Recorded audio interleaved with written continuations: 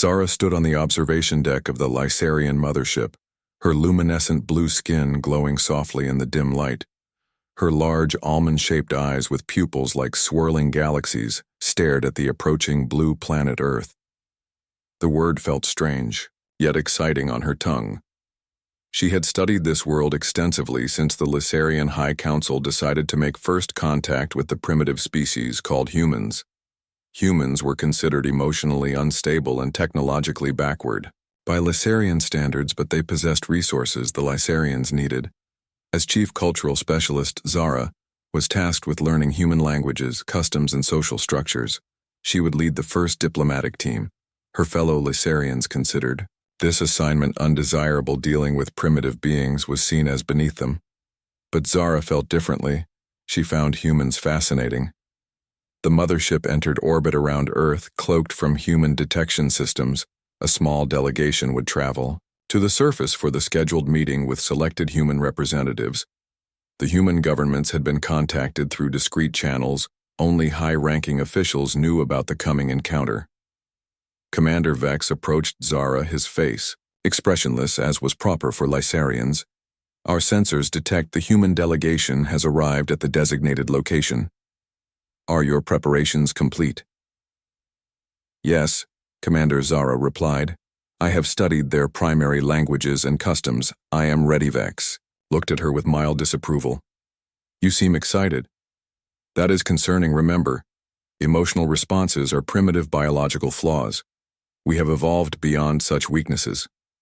Zara nodded, forcing her face to become neutral. Of course, Commander, I was merely anticipating a successful mission. The delegation boarded the transport vessel. Zara along with 3 scientific officers and 2 security personnel. The small craft descended through clouds toward a remote facility in a region humans called Montana. The building stood alone, surrounded by mountains with a landing pad on its roof. When they touched down, human security forces stood in formation. Zara noted their tense postures, their hands near weapons. These humans were afraid, yet trying to appear strong. Interesting, Zara was first to exit the craft. She had chosen a human female form for her transformation suit, the technology molding over her true appearance to create a less alarming visage for the humans. She still appeared unusual, but not completely alien. Her skin now appeared pale with only a slight blue undertone. Her eyes remained larger than human normal, but the swirling galaxy effect was muted. A human male stepped forward from the welcoming committee. He appeared to be approximately 30 Earth years tall with dark hair and eyes that reminded Zara of the deep space between stars. Welcome to Earth, he said. I am Alex Harper, liaison for the United Nations First Contact Division. We are honored by your presence. Zara felt an unexpected sensation at the sound of his voice, something like an electrical current running through her nervous system. Curious. She had never experienced such a reaction before. I am cultural specialist, Zara of the Lysarian Collective, she responded in perfect English. We come with peaceful intentions. The humans led them inside the facility to a large room with a round table. Earth representatives from various nations waited there. Zara observed their diverse appearances, fascinated by the variation within a single species. Lysarians were much more uniform. The meeting began with formal introductions. Zara explained Lysarian history and culture, carefully edited to emphasize compatibility with humans. She described their need for certain rare minerals found on Earth and offered advanced medical technology in exchange. As the discussions continued, Zara found herself repeatedly looking toward Alex. He spoke less than the other humans, but when he did, his words carried weight. He asked thoughtful questions, showing a level of understanding that surprised her. During a break in the talks, Alex approached her. Would you like to see outside? He asked. The view of the mountains is quite beautiful. Such an invitation was not part of the diplomatic protocol, but Zara felt curious. She nodded, following him to a balcony overlooking vast mountains, their peaks covered in white. What do you think? He asked. Gesturing toward the vista, it is geometrically impressive, Zara replied using proper Lysarian terminology. Alex smiled. No, I mean, how does it make you feel? Feel. Zara was confused. Lysarians did not discuss feelings. They were biological responses to be controlled, not explored. Alex seemed to sense her confusion. Do Lysarians not have emotional responses to beauty? We consider such responses primitive. Zara explained. We have evolved beyond the need for emotional reactions. They are inefficient. Alex looked at her with an expression she could not identify. That sounds like a lonely existence, lonely. This concept was difficult for Zara to process. Lysarians were never alone. The collective connected them all over the next several days as negotiations continued. Zara found more opportunities to speak with Alex. He told her about human art, music, literature concepts based entirely on emotional expression. He described love, friendship, sacrifice, loyalty, ideas that seemed illogical, yet strangely compelling. One evening he brought a small device to their meeting. What is that? Zara asked. Music, he replied. It's how we express feelings that words cannot capture. He activated the device and sounds filled the air. Unlike the mathematical precision of Lysarian sound patterns, this music followed no logical structure. Yet Zara felt something stirring within her. Something the Lysarian doctors would consider dangerous, a malfunction of her biological systems. Why do you cry? Alex asked, suddenly. Zara touched her face, surprised to find moisture there. Crying was a biological response she had studied but never experienced. I am malfunctioning, she said, alarmed. I require medical attention. No, Alex said softly. You're feeling. There's nothing wrong with you. You're just experiencing emotion. Perhaps for the first time, Zara should have reported this incident to Commander Vex. Such a malfunction was serious, but she said nothing. Instead, she asked Alex for more music, more stories, more explanations about human emotions. Each day she felt the control of her Lysarian conditioning, weakening. Each night she dreamed of colors and sounds that had no names in her language. She began to understand why her people feared emotions. They were powerful, uncontrollable, and once awakened, impossible to forget. When the diplomatic mission ended and agreements were signed, Zara stood again on the landing pad, preparing to return to the mothership. Will your people return? Alex asked. The High Council has not decided, she answered truthfully. They find humans unpredictable. He smiled. That is our greatest strength.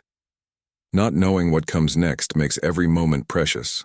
As the transport lifted off, Zara watched Alex grow smaller until he disappeared. She returned to the mothership with a secret, dangerous knowledge. There was another way to exist, one where feelings were not flaws but treasures, and she could never unlearn this truth. 2 years passed since the Earth delegation returned to Lisar. Zara tried to resume her duties as cultural specialist, but everything had changed. She had changed. The High Council declared humans too unpredictable for continued diplomatic relations. Contact was limited to automated probe exchanges. No Lysarians were permitted to visit Earth again.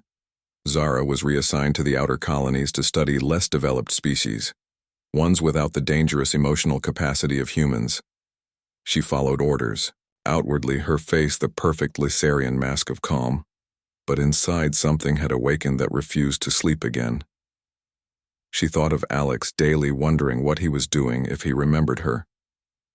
Sometimes at night she played the music he had given her, hidden from the watchful eyes of her people. On Lisar, such behavior was considered a serious malfunction. Citizens showing emotional instability were sent for reconditioning. Their neural pathways restructured, their memories altered or erased. Zara knew the risk but could not stop herself. The turning point came during her work on Colony Station 9. She discovered records of previous Lysarian contacts with emotional species. The truth was shocking. Lysarians had not evolved beyond emotions. They had surgically removed them systematically over generations. The ancient records showed that Lysarians once experienced the full range of feelings.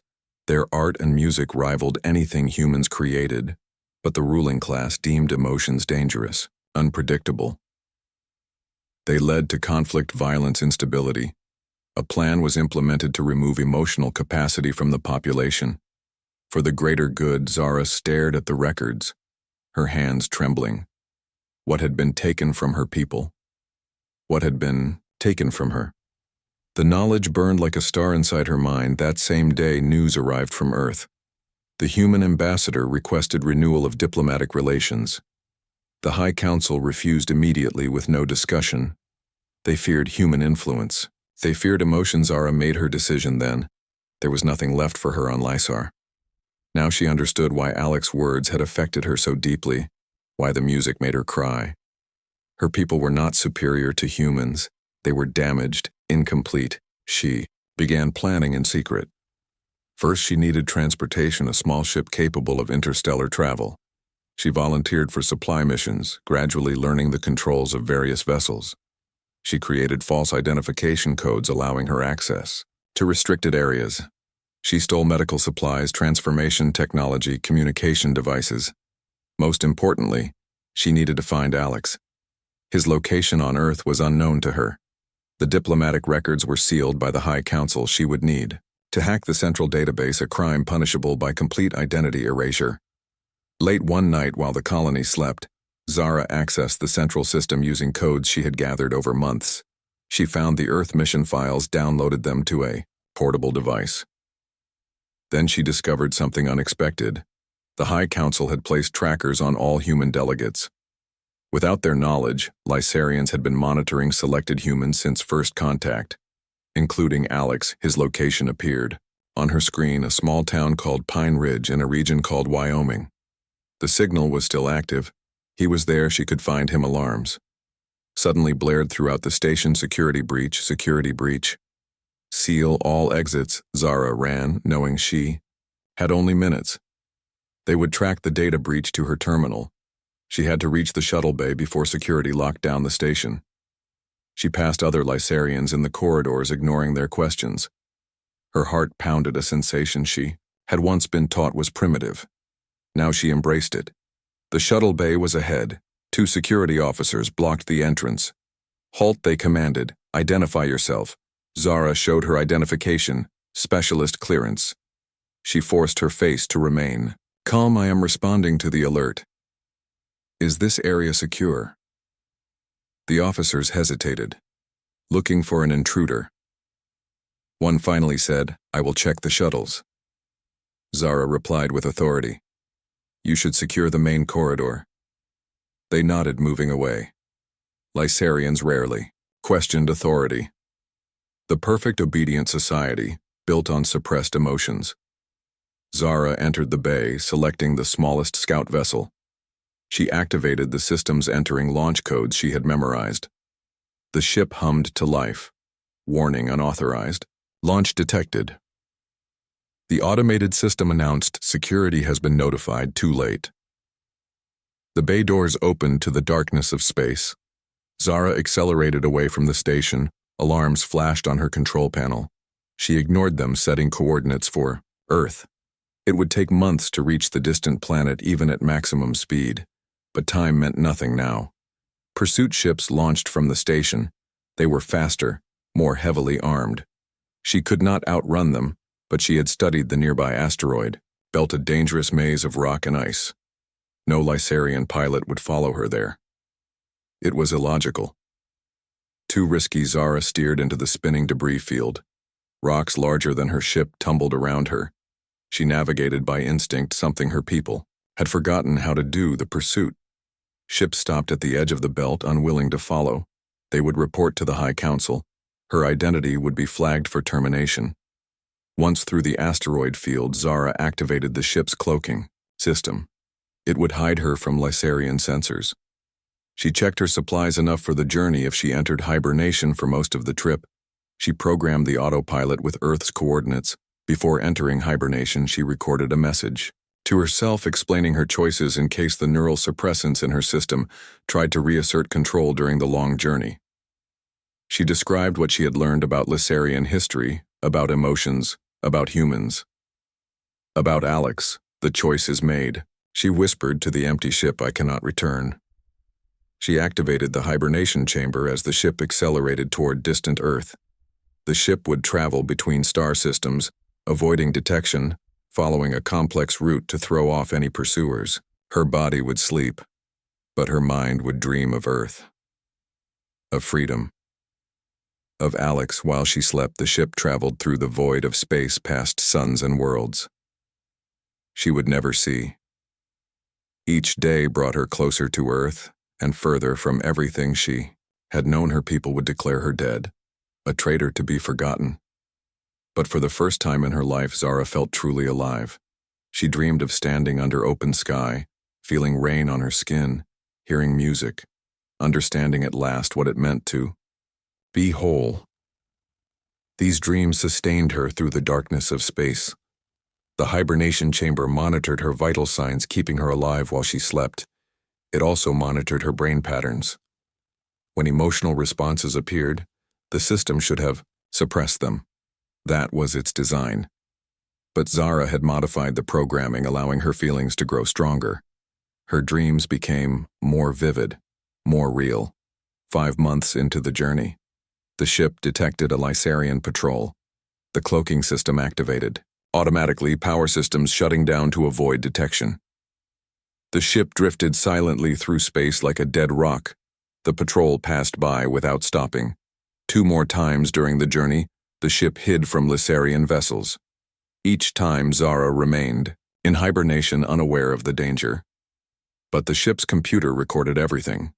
After nearly a year of travel, the ship finally approached Earth's solar system. The computer began awakening Zara from hibernation. Her body tingled as circulation returned. Her mind slowly cleared from the long sleep. The ship system showed her location. Earth was near a blue jewel hanging in space, just as she remembered. Zara accessed the tracking signal she had stolen. The beacon linked to Alex was still active, in the same location, Pine Ridge, Wyoming, Earth. He had not moved in 3 years. Was he waiting? Had he somehow known she would return? She activated the transformation suit, preparing her appearance. The technology would make her look human enough to move among them without causing alarm. She chose features similar to how she had appeared during the diplomatic mission. Her eyes remained slightly larger than human normal, with a faint glow that could not be completely disguised. The ship entered, Earth's atmosphere cloaking system active to avoid human detection systems. She guided it toward the coordinates from the tracking device, a small town nestled among mountains. She found a clearing several miles outside town, landing the ship and disguising it with camouflage technology. Stepping onto Earth soil for the second time, Zara felt a surge of emotion. So many sensations: the smell of pine trees, the feel of wind, the sound of distant birds. She began walking toward town, toward Alex. Whatever happened next, she could never go back. The journey itself had changed her forever. She had crossed the stars, defied her people, abandoned everything she knew, all for the chance to understand what Alex had tried to teach her. That emotions were not weakness but strength. That connection to another being was worth any risk. The path to town stretched before her, each step bringing her closer to answers and to him. Pine Ridge was smaller than Zara expected, just a cluster of buildings surrounded by vast wilderness. She walked along the main street, observing humans going about their daily lives. They seemed so free, their expressions changing moment to moment, showing joy, concern, amusement, irritation. All the emotions Lysarians had been taught to suppress. No one paid much attention to her. Another stranger passing through. Perhaps her transformation suit was working better than she expected. She checked the tracking device. The signal led to the edge of town where houses became scattered among trees. A vehicle slowed beside her. The driver, a human female with gray hair, rolled down her window. "Need a lift, honey? You look like you've been walking a while." Zara hesitated.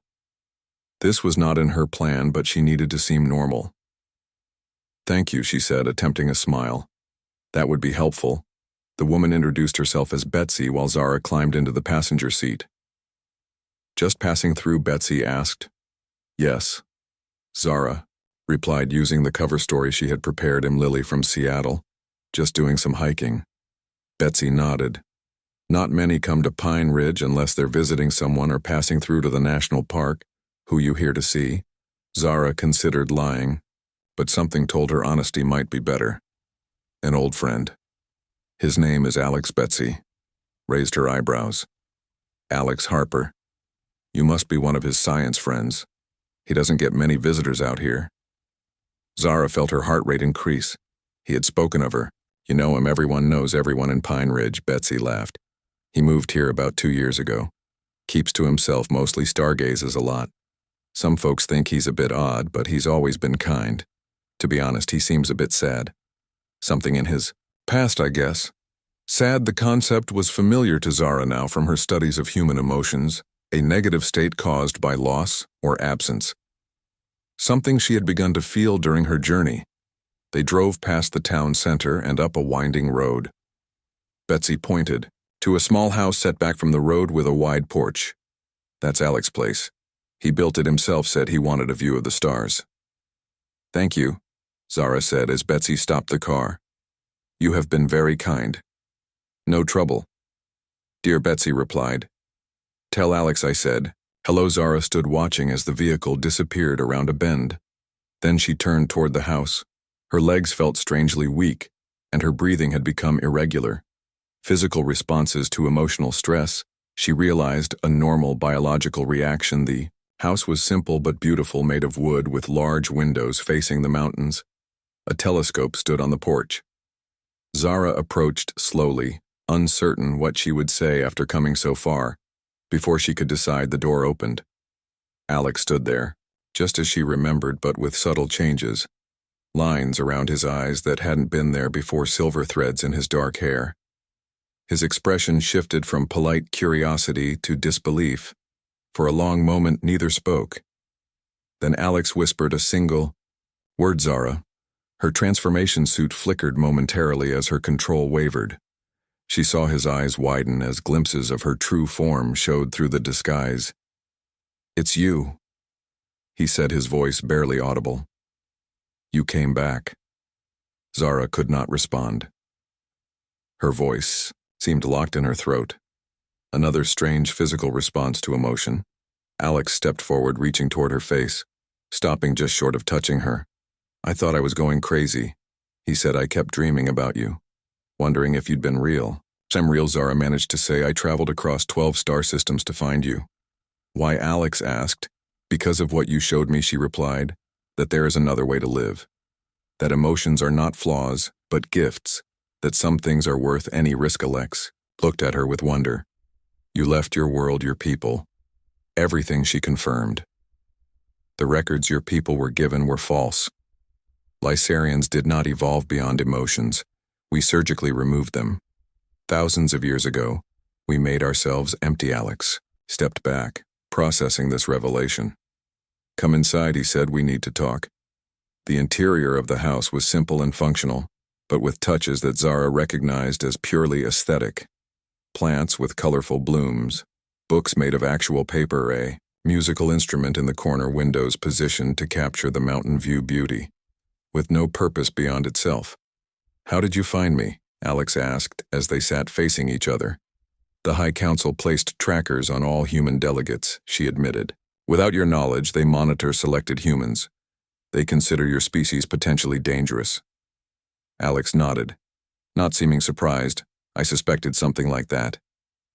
After you left, I was debriefed extensively, transferred to a research facility. They wanted everything I knew about Lysarians, but I held some things back. Things about you. He hesitated. The way you responded to music, how you cried, they wouldn't have understood. Zara felt warmth spreading through her chest at his words. You protected me. You seemed different from the others, he said. I saw something in you. Something changing. Awakening. I couldn't stop thinking about you. After you left, I requested reassignment to the contact program, hoping you'd return.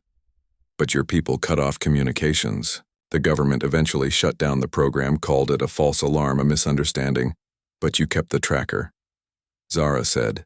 Alex smiled. They told us they were translation devices. I suspected otherwise, but kept mine. I thought it might be my only connection to you. After the program ended, I left government service, moved here. I needed space to think, to watch the stars and wonder, why this place? Zara asked. Because it reminded me of that night on the balcony. Alex replied. When you first heard music, when I saw that your people hadn't evolved past emotions, you'd been robbed of them. And when I described how the mountains made me feel, you seemed hungry for understanding. Zara nodded, remembering. That was the beginning. The first crack in my conditioning. What happens now? Alex asked Will. Your people come for you. Eventually, she admitted, I am considered defective, dangerous. I stole classified information, a ship, medical supplies. They will send hunters.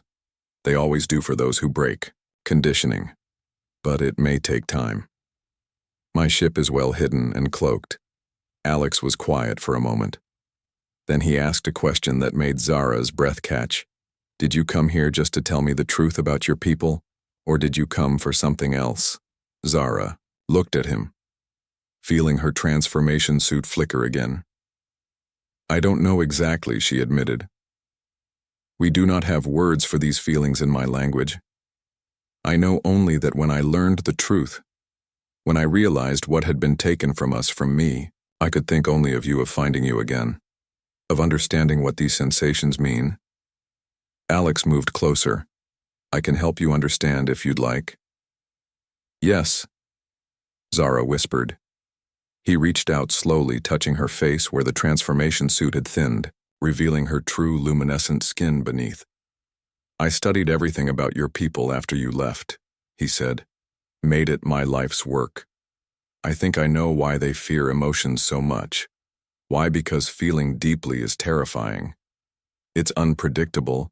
It makes you vulnerable. But it's also what makes life worth living. Zara felt her transformation suit responding to her emotional state, revealing more of her true form. The technology was not designed to withstand extreme emotional states. Alex didn't pull away. He simply watched with fascination as her luminescent blue skin, her galaxy eyes became visible. You don't fear my true appearance, she asked.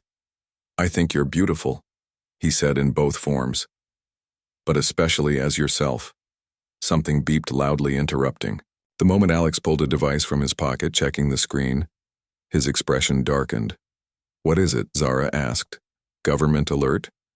He said. Someone reported unusual activity outside town.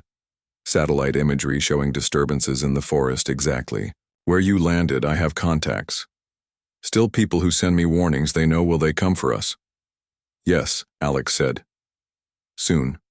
They never stopped watching me, hoping you'd return. Zara stood quickly. They will take me, study me. Your government fears what they do not understand. So does yours, Alex pointed out, rising to stand beside her. But we have one advantage. What they don't know, that I've been preparing for this moment for 3 years. Alex moved quickly, gathering items from around the house and stuffing them into a backpack. I always knew you might come back, he explained while working. I never stopped hoping. So I made plans just in case. Zara watched him collect supplies, clothing, food, water, a medical kit. What kind of plans? He paused, looking at her with intensity. The kind that mean leaving everything behind. A vehicle approached outside, its tires crunching on gravel. Alex peered through the window. Government car, he said.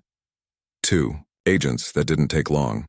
The transformation suit was stabilizing again, hiding Zara's true appearance, but both knew it wouldn't hold under scrutiny, especially not from people trained to look for aliens. They know you're here, Alex said. How did they track you? My ship cloaking must have malfunctioned during atmospheric entry. Zara realized. The human government detected my arrival. My people will locate me as well. My disappearance would not go unnoticed forever. A loud knock at the door made them both freeze. United States government, a voice called Alex Harper. Please open up. Alex motioned for Zara to follow him to the back of the house. They moved silently through a hallway to what appeared to be a storage room. He pulled aside a rug, revealing a trapdoor in the floor. Down here, he whispered, I explored caves in these mountains for years just in case. Zara descended through the opening into darkness. Alex followed, closing the trapdoor above them, just as they heard the front door crash open. Footsteps moved overhead, voices calling out, searching the house. Zara stood perfectly still, barely breathing. Alex took her hand, guiding her forward through the tunnel. The passageway was narrow but tall enough to stand. They moved through complete darkness, until Alex activated a small light. This system runs for miles under the mountains, he explained. Some natural, some old mining tunnels, I mapped them all. Connected, some made improvements. The sound of pursuit faded behind them as they moved deeper into the earth. Alex navigated confidently through intersections and branches of the tunnel system. Where does this lead, Zara asked. Eventually to the other side of the mountain, he replied. Toward your ship. But we need to be careful. They'll be searching, with thermal imaging drones, satellites. Everything they have. They walked for what seemed like hours through winding passages, occasionally stopping to listen for pursuit. Once they heard voices echoing distantly and took a different route. The tunnels grew rougher, more natural, less like human construction. Zara activated her natural bioluminescence, lighting their way with a soft blue glow that emanated from her skin. Alex stared in wonder. That's incredible, he whispered. It's a natural feature of my species, she explained. Useful in the deep oceans where we evolved before moving to land. Their path began to slope upward. The air grew fresher. Alex consulted a device that looked handmade. We're close to an exit, he said, but we need to be careful. This is the most dangerous part. They reached a narrow crevice that opened to the outside world. Beyond it lay dense forest. The sun was setting, casting long shadows. Alex scanned the sky. No drones visible, but that doesn't mean they're not there. He turned. To Zara, your ship. How do we call it? I can signal it remotely, she said, showing him a small device hidden in her clothing. But we need to be within 5 miles for it to work. According to my calculations, we're about 4 miles from where you landed. Alex said, we need to move quickly. Stay under tree cover. They emerged from the cave into the forest, moving as quietly as possible. Twice they froze as drones buzzed overhead. Once they hid as a helicopter passed low, searching with spotlights. But the dense pine forest provided good cover. Alex moved with surprising skill for a human navigating by stars, noting landmarks, avoiding open areas.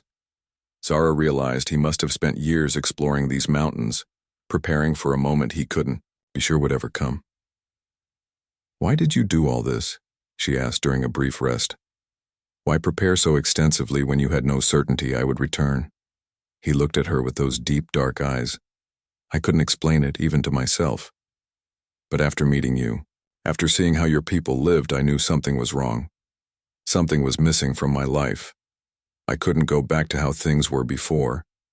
Zara understood perfectly. That was exactly what had driven her across the stars. The knowledge that once you glimpse another way of being, you can never unlearn it, never be satisfied with less. As they approached the clearing where her ship waited, Alex stopped, suddenly pulling Zara behind a large tree. Look, he whispered, pointing.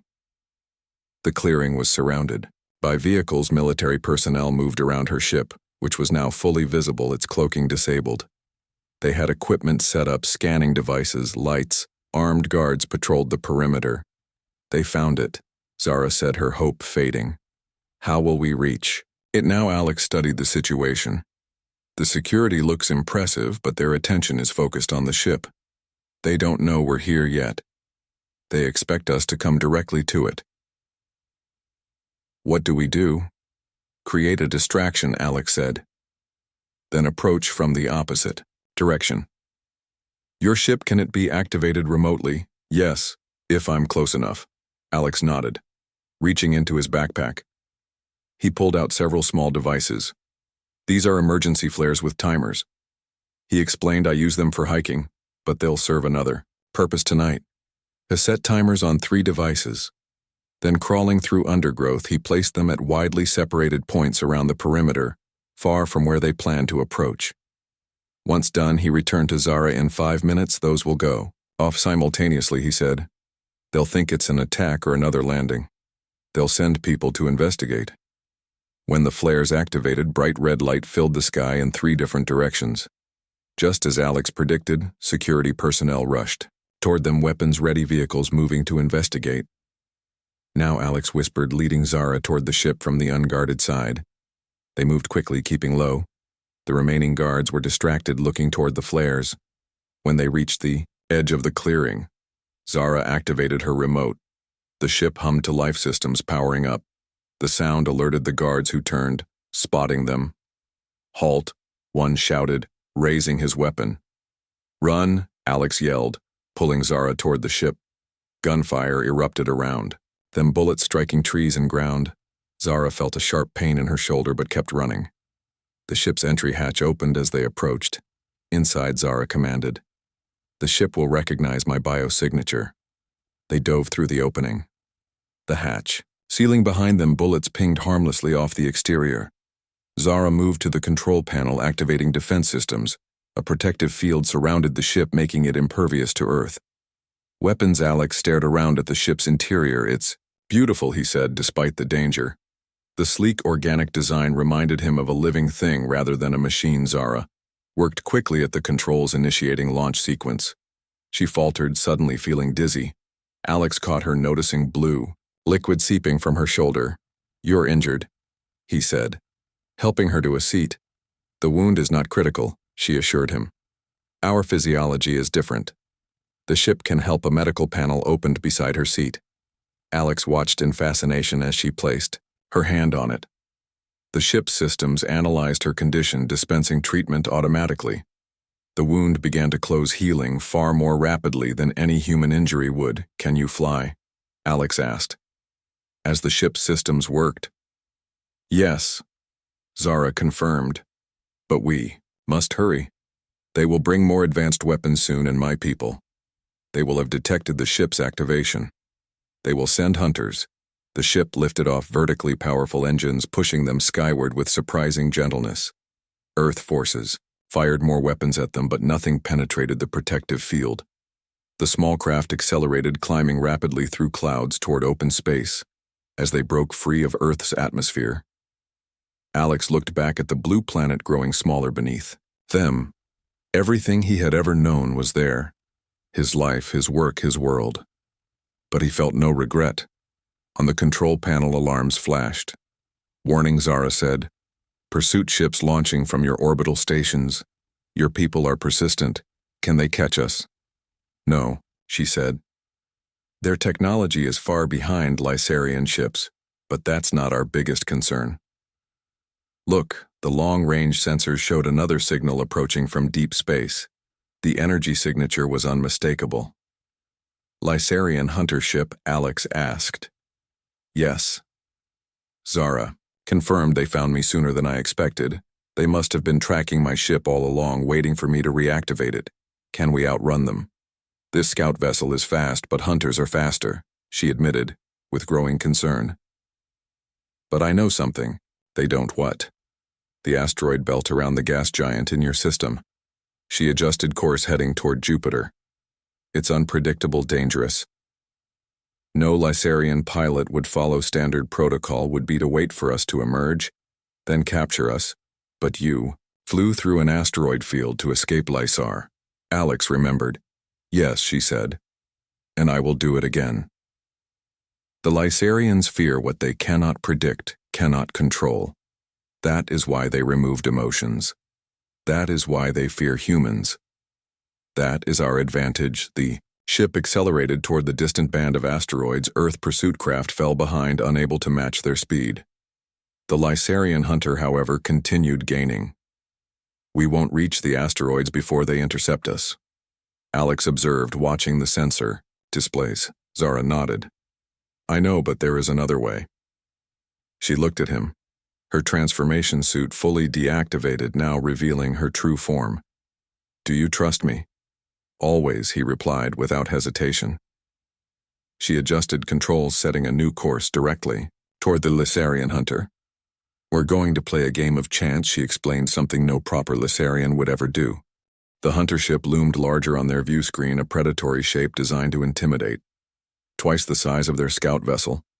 It bristled with capture technologies designed to disable, not destroy Lysarians, preferred to recondition defective citizens, not eliminate them. Zara. What are you doing? Alex asked as they accelerated directly toward the hunter. Something unpredictable, she replied, her luminescent face intense. Something emotional. They expect me to run, to flee, to follow logical escape patterns. But we will do what no Lysarian would consider. She adjusted controls precisely, her fingers dancing across panels.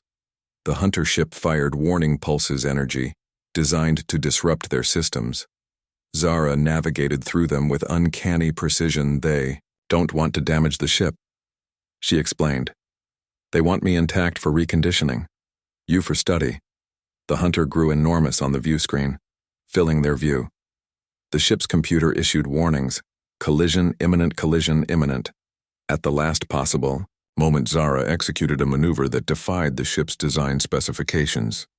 The scout vessel spun sideways, engines firing at maximum capacity, skimming literally meters from the hunter's hull. The G-forces would have killed a human without the ship's protective field. The hunter ship tried to adjust, but its size made it less maneuverable. Its pilots, trained to follow protocols, not to improvise, could not respond quickly enough to the illogical maneuver. We made it. Alex breathed as they shot past the hunter. But now what? They'll just turn and follow. Zara smiled, a very human expression she had learned from him. Not if they can't. She pressed another control sequence behind them. The hunter ship suddenly lost power, its systems disrupted by a pulse Zara had released during their close pass. What did you do? Alex asked, dropped a disruptor device. She explained, I modified it from medical technology. It creates a temporary neural disruption field. In living bodies, it causes unconsciousness. In ships, it disrupts control systems. It will not last long, perhaps 20 minutes, but that gives us time. She set course for the asteroid belt at maximum speed. Behind them, the hunter drifted powerless for now. The Earth vessels had given up the chase, unable to match their velocity as they approached the asteroid belt. Alex stared in awe. Countless rocks and ice chunks, from tiny pebbles to mountains, tumbled in chaotic patterns. No clear path existed through the swirling debris. We can't go through that, he said. It's suicide. Zara reached for his hand, her blue luminescent fingers entwining with his. The ship's computer can calculate safe trajectories, she said, but I won't use it. Why not? Because the Lysarian hunters will use the same calculations. They will predict our path. That is how they think, how I was taught to think. But now I understand there is another way. She deactivated the navigation computer, taking manual control of the ship. Trust me, she said. Alex nodded, squeezing her hand. I've trusted you across the stars. I won't stop now. Zara guided the ship into the asteroid belt, navigating by instinct, feeling the movements of the debris, rather than calculating them. The small vessel darted between massive rocks, spun around spinning chunks of ice, accelerated through momentary gaps that closed behind them. Alex watched in amazement as she flew with what could only be described as joy. Her face glowed brighter. Her eyes sparkled with the thrill of the challenge. This was not the careful, calculated Lysarian he'd first met. This was something new. Something evolved. They emerged from the other side of the belt into clear space. Zara checked sensors. The hunter ship had reactivated, was approaching the asteroid belt, but hesitating, following protocol, waiting for authorization to pursue through dangerous territory. Where can we go? Alex asked. They will eventually follow. They have more resources, more ships. Zara considered. I know of places beyond both Earth and Lysarian space, neutral zones, where neither have jurisdiction. There are other species, other worlds, some who might welcome us, but they will never stop hunting you. Perhaps not, she admitted. But they must find us first, and I have learned to be unpredictable. She smiled at him. Will you come with me? Leave everything behind for an uncertain future.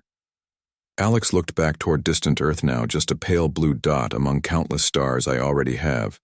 He said, there is nothing for me there. Now I want to see the stars up close, to learn about other worlds, other beings, to understand the universe beyond my small planet, and to do it with you." Zara set coordinates for a distant star system. The ship's AI calculated travel time. "Nearly 6 months, even at maximum speed. We will need to use hibernation for most of the journey," she explained. "It's designed for one, but we can modify it. Life without risk isn't living at all." Alex quoted her earlier words. The ship accelerated away from the solar system toward open space. The hunter remained at the edge of the asteroid belt, likely calling for reinforcements, requesting instructions from the High Council. By the time they organized a proper pursuit, Zara and Alex would be beyond tracking range. Inside the ship, Zara showed Alex the hibernation chamber. They would need to modify it for human physiology. A challenge, but not impossible. The journey would be difficult, uncertain, the future even more so. But they faced it together. Before entering hibernation, they stood before the view screen watching. Stars streak past. The universe spread before them. Endless possibilities. Alex asked the question that had been in his mind since she returned. "Why did you really come back for me? Risk everything, your world, your people, your life?" Zara considered. "My people have no word for it, but I believe humans call it love." In all his studies of Lysarians, in all the diplomatic exchanges, Alex had never heard one speak of love. They denied such emotions existed, claimed to have evolved beyond them.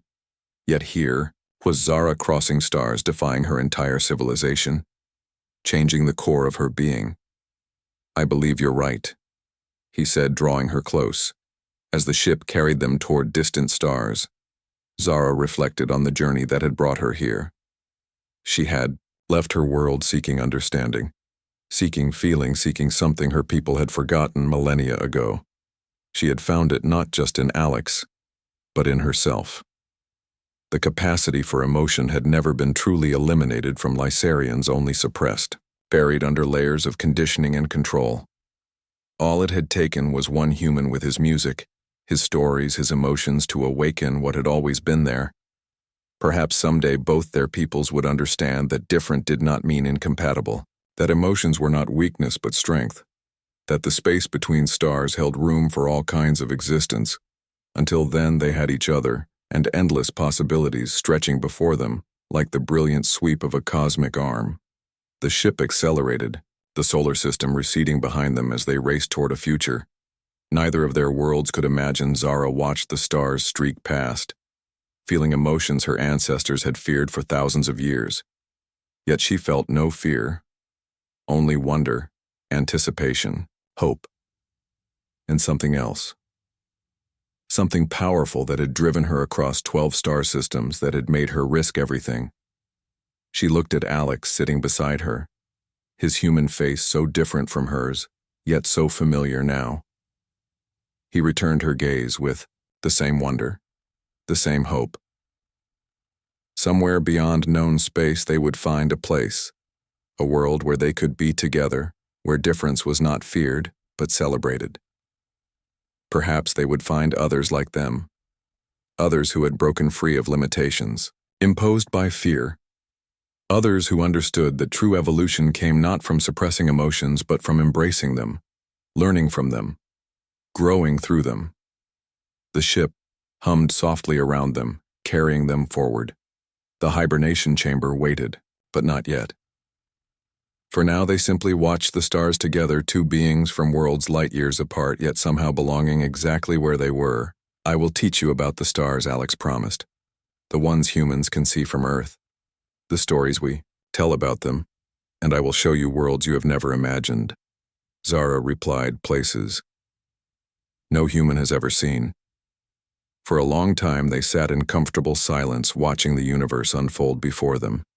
The journey ahead would be difficult, dangerous, uncertain. But for the first time in her existence, Zara felt truly alive, truly whole. She had crossed the stars, sacrificed everything she had ever known. But in return, she had found something precious beyond measure: freedom, understanding, connection, love.